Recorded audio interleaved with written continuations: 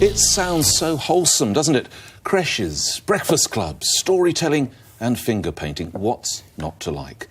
Well, the only trouble is this is more listen with momentum than listen with mother. That's because the hard-left group that has helped power Jeremy Corbyn to the leadership of the Labour Party has announced plans to expand into childcare facilities. Well, this is about as cynical as it gets. Wasn't it the Jesuits who said, "Give me the child until the age of 7, and I'll give you the man"? Children of that age often treat their teachers and carers with huge respect, sometimes bordering on adoration. Somehow, an image of cuddly Corbyn just doesn't seem to fit. This is not just unfair on these poor children, it's indoctrination.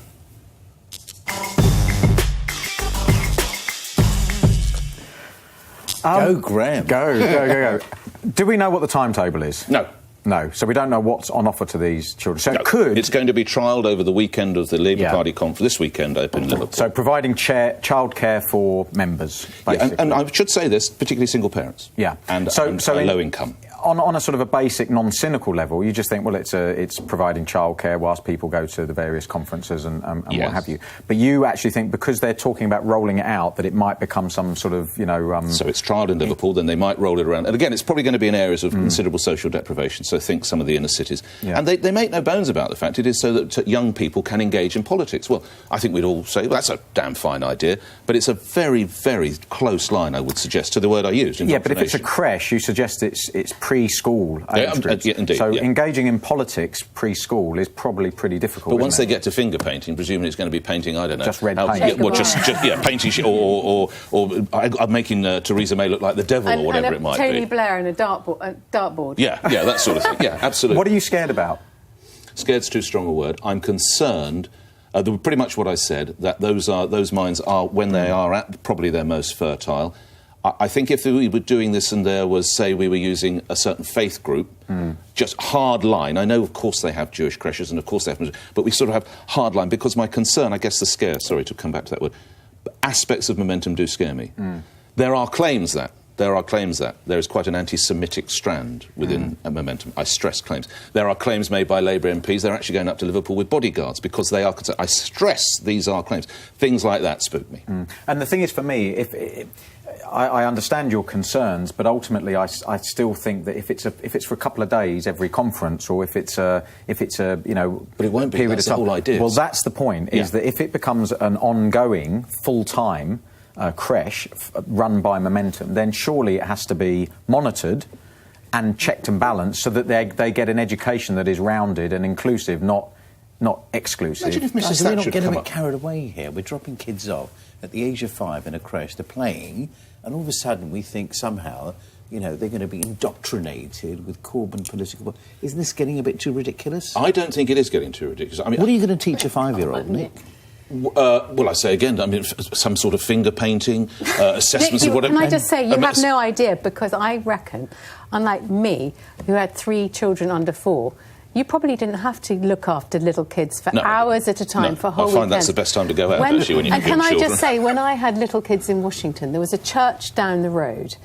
In fact, it was a long way away, but had a creche, and in order to get an hour's peace so I could read the Washington Post or whatever it was, we would drive to this church and we would leave these kids in a creche in a church that we didn't go to so that we could get an hour off. Yeah. So I think... How much damage did that do? My children But that's singing all things bright and beautiful, not the red flag, isn't it? There's a bit of a difference. Come on, I don't care. You'd argue with that and say they're indoctrinating religion. They could have read from Mao's Little Red Book. I would not have cared. I think this is marvellous. If my kids were little now, I would put them in tiny trots. Rachel, what you're saying, there's a children's author, funny enough, a guy called Alan Gibbons, who said that children get interested in ideas. They're fairly sophisticated human beings. It's not indoctrination, it's just naturally discussing ideas about the world that kids live in. School assemblies do it, why not political organisations? OK, here's a question. Let me ask each of the panel, right? I'm starting with you, Graham.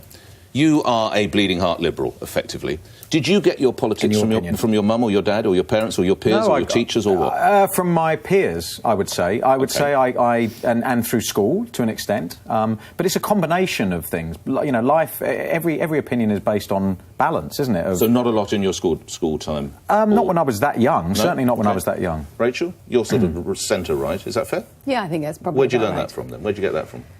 Probably... At that age where you listened to your parents? Probably when I was at university. No. Not at university? Yeah, probably. Wasn't formed by then? We didn't actually have very political discussion So, around really? the dinner table. No, it was all... That surprises it was me. all, you know, ancient history quizzes, I'm afraid. Well, also, Wow. it's always playing cricket. I've read the books. And It's also, we incredible. all spent so much time beating each other up. Yeah. We didn't have time to talk about politics. That was just Dad. James? I don't think I really had an opinion as a youngster. I think most of my opinions got formed, you know, actually as I grew up, become an adult. So I don't really buy that this whole creche thing is going to turn these kids into little Corbynites. I just don't buy that at all. Don't forget the cubs of the caliphate. We've seen in the news this week there are children as young as 5 being trained to how to kill ISIS hostages, aren't we? So are you arguing on my side? No, I'm not, then? but I am saying that indoctrination is possible and it is practised in Well, the you are benighted not. parts of the Corbyn world. I will come to you. No, but I'm not. You don't really think that there are people who are going Guys, to come indoctrinate people to be Why trained not? terrorist killers It would be the in perfect way to momentum get. creches. It would be the perfect way to get the next generation of momentum, wouldn't it? So surely, don't give me that strange look. You know, I mean, if only it was so simple. You really think it's that easy? it's a stepping stone. Well- If Thatcher had done it, can you imagine what the reaction would have been from the left? There'd have been public inquiries. I don't like effective brainwashing of young people in any field, whether it's religion or political. I don't like that. I just think that what you need to give children, all children, is neutral information, and then they grow up in understanding so all boring. sides. It might be boring, but it's like you end up growing up in understanding all sides, and then when you're an adult or old enough and responsible enough, you make your own decisions. And I remember we used to go, like when I was little, we used to have these very Christian neighbours, and I used to hang around with them, and we used to go to this, I don't know what you really call it, like a group, and it was all about God and Jesus, and like we used to sing songs all about God, and we used to put plays on that were all like religious plays. Everything that we did, so when we did arts and crafts, it was religious arts and crafts. And you survived, didn't you? Well, Still yeah. remembers it. Yeah, I remember Still it. remembers it. But I remember it being weird. I remember it being all like a bit intense and like a bit weird. And like now, I grow up and I've got my own views on things like religion. And to your point about politics, Yeah. so I was brought up very working class, and it was just a given that you supported. Like for me, it was just easy.